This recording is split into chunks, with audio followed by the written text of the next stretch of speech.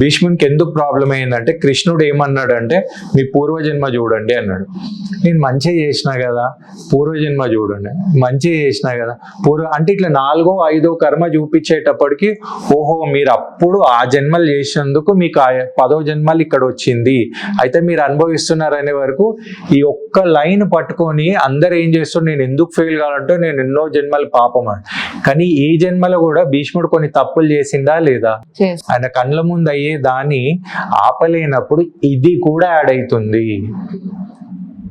అయితే మనం ఏం చేయాలంటే మీ కాన్షియస్లో ఉన్నప్పుడు మీరు తప్పు చేస్తున్నారు అని తెలిసినప్పుడు అవి చెయ్యొద్దు, అవి కూడా యాడ్ అవుతాయి. ఫస్ట్ ఇంపాక్ట్ దేవుడు అదే ఇస్తాడు. ఇప్పుడు మీరు ఎంత ఈజీ రీఛార్జ్లు చేసుకొని జొమాటోలో ఒక ఆర్డర్ వస్తుందో మీ కర్మ కూడా అంతే ఈజీగా వస్తుంది. కాబట్టి ఫస్ట్ ఫోకస్ చేయాల్సింది ఏంటి అంటే థింక్ పాజిటివ్. ఇది వదిలేసి అన్ని తీసుకుపోయి మనం పూర్వజన్మ కర్మ అని చేసి కర్మ కాన్సెప్ట్స్ పట్టుకొని వచ్చి అందరినీ భయపెట్టి ఇచ్చి తీసుకొని పోతున్నారు. నేనేం చేస్తున్నా అంటే మీరు చేయాల్సింది కూడా చెయ్యాలి, తర్వాత రాలేదు అంటే అప్పుడు ఏదో రెమెడీస్ చేసుకోవాలి. అర్థమవుతుంది? ఇది చేయకుండా ప్రాబ్లమ్స్ అనేది క్రియేట్ అవుతుంది.